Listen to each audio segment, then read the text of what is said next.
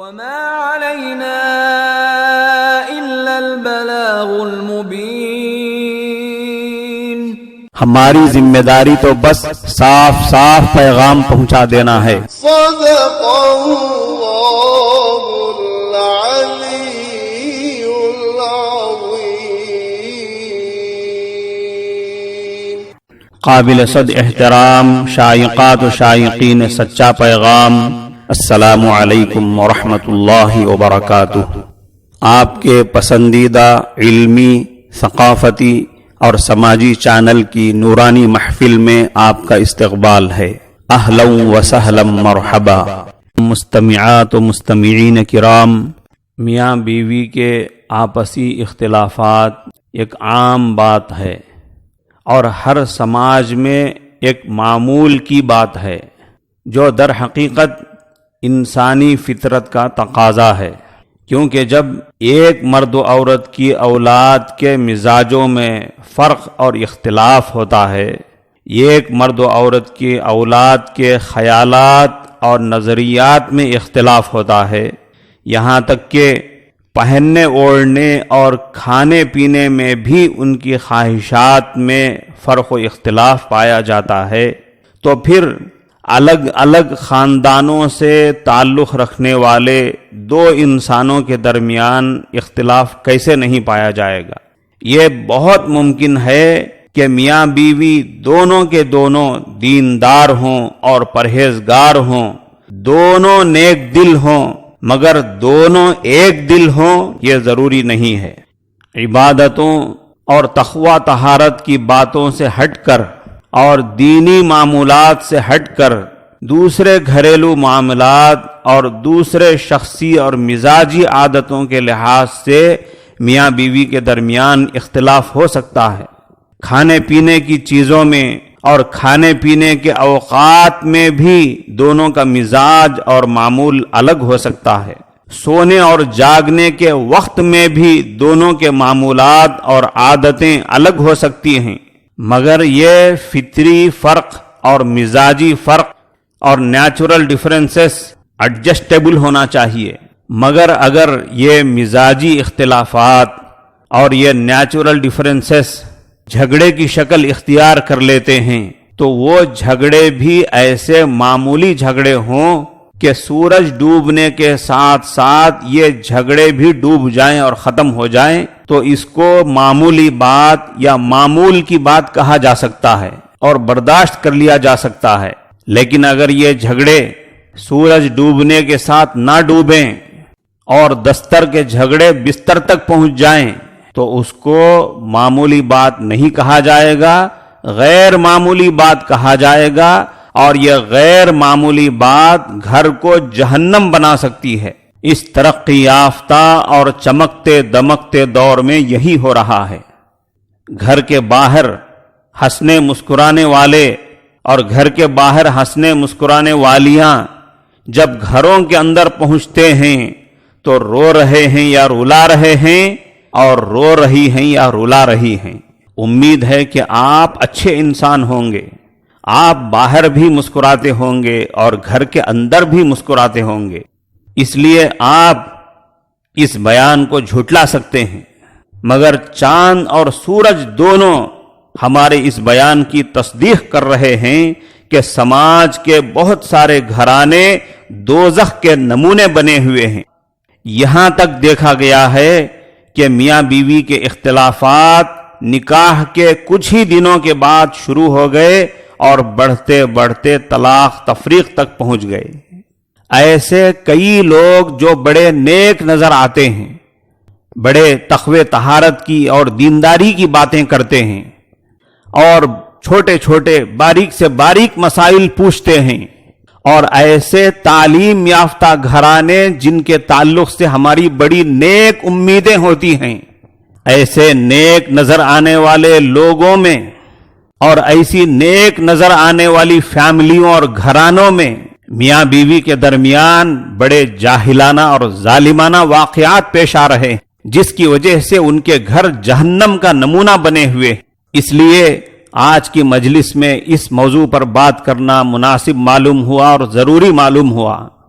معزز سامعین اعظام، یہ میاں بیوی کے اختلافات یا ساس بہو کے جھگڑے ہوتے تو ہیں بہت تگڑے، مگر دنیا کی کسی بھی عدالت میں اس کا صحیح فیصلہ ملنا مشکل ہے، کیونکہ ہر پارٹی کے پاس صرف دعویٰ ہوتا ہے، ثبوت کسی پارٹی کے پاس نہیں۔ بیوی شوہر کے خلاف جو دعویٰ کرتی ہے اس کے پاس کوئی ثبوت نہیں، شوہر بیوی کے خلاف جو دعویٰ کرتا ہے اس کے پاس کوئی ثبوت نہیں، ساس بہو کے خلاف جو دعویٰ کرتی ہے اس کے پاس کوئی ثبوت نہیں، بہو ساس کے خلاف جو دعوے کرتی ہے اس کے پاس کوئی ثبوت نہیں ہوتا۔ اب بتائیے ثبوت کے بغیر کیسے اس مسئلے کو حل کیا جا سکتا ہے اور کیسے صحیح فیصلہ کیا جا سکتا ہے؟ اسی لیے سپریم کورٹ کے ججز اور لائرز بھی پریشان ہیں کہ ہم اپنے گھریلو جھگڑے کیسے حل کریں اور کون سی عدالت میں لے جائیں، مگر ایسے اختلافات یا ایسے جھگڑوں کا حل بھی اسلام میں موجود ہے، بلکہ ایسے اختلافات اور جھگڑوں کی جڑ کاٹنے کی ترکیبیں بھی اسلام میں موجود ہیں، جن کو اختیار کرنے سے یا تو اختلافات پیدا ہی نہیں ہوں گے یا پھر دستر کا جھگڑا دستر پر ہی ختم ہو جائے گا، بستر تک نہیں پہنچے گا۔ مگر افسوسناک حقیقت یہ ہے کہ ہم ان اسلامی ترکیبوں کو اختیار ہی نہیں کرتے ہیں، ان دینی ہدایتوں کو جانتے ہی نہیں ہیں۔ جب دوا نہیں لی جائے گی تو بیماری کیسے دور ہوگی؟ اگر غور کیا جائے تو ان اختلافات کے بڑھنے کے اور جھگڑوں میں تبدیل ہو جانے کے کئی اسباب میں سے ایک سبب ہے ایک دوسرے کے حقوق سے لا علمی اور بے خبری۔ مرد ایک شوہر ہونے کی حیثیت سے اپنی ذمہ داریوں سے اور بیوی کے حقوق سے ناواقف ہے، اسی طرح عورت ایک بیوی ہونے کی حیثیت سے اپنی ذمہ داریوں سے اور شوہر کے حقوق سے لا علم ہے، بے خبر ہے۔ معزز سامعین اعظام، جب ہمیں سمجھ میں آ گیا کہ بیماری کیا ہے اور اس کی دوا کیا ہے تو پھر کیا کرنا چاہیے؟ ظاہر بات ہے کہ اس دوا کو اور اس علاج کو اختیار کرنا چاہیے تاکہ وہ بیماری ختم ہو جائے۔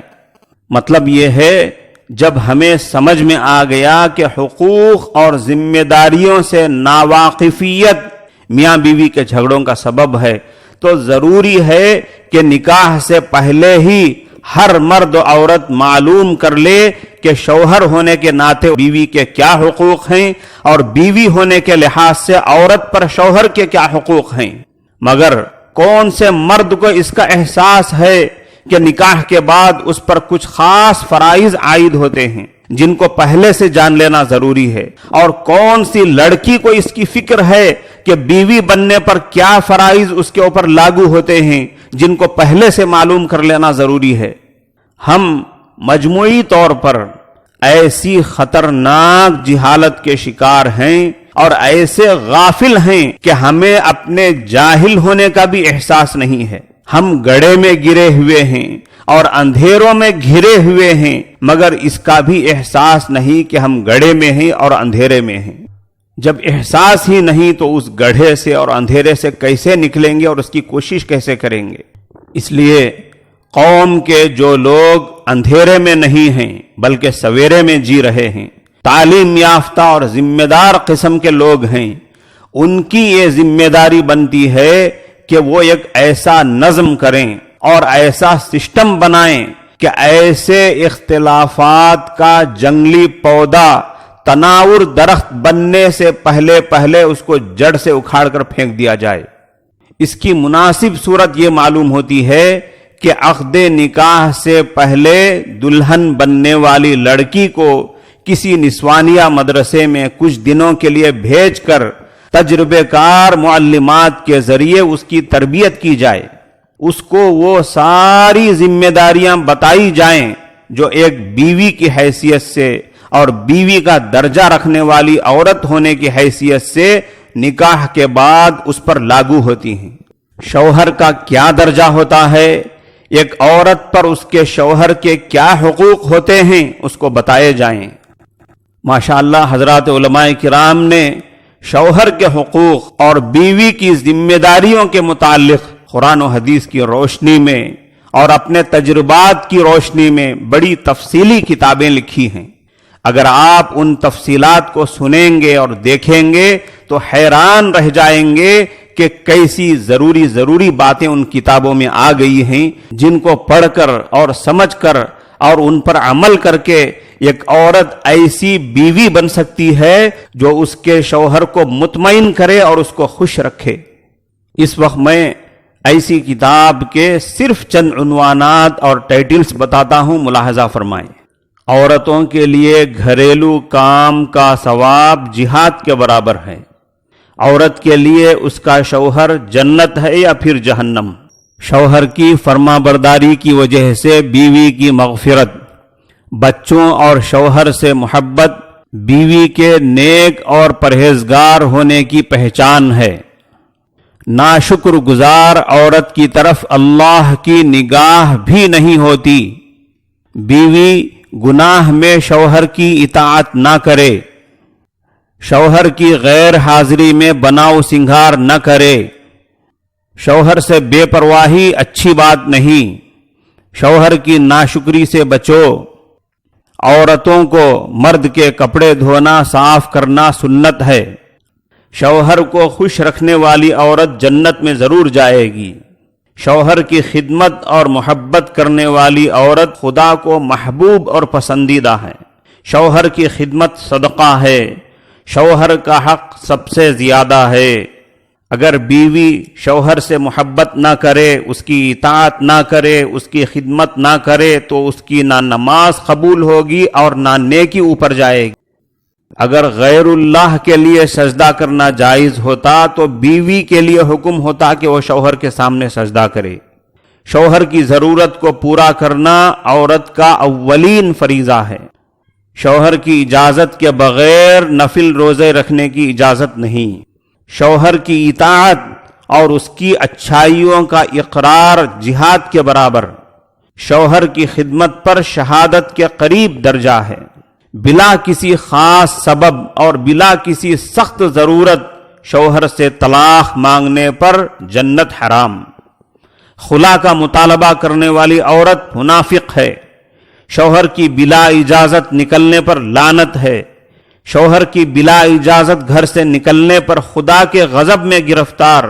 شوہر کو تکلیف پہنچانے والی بیوی پر جنت کی حور کی بددعا ہوتی ہے۔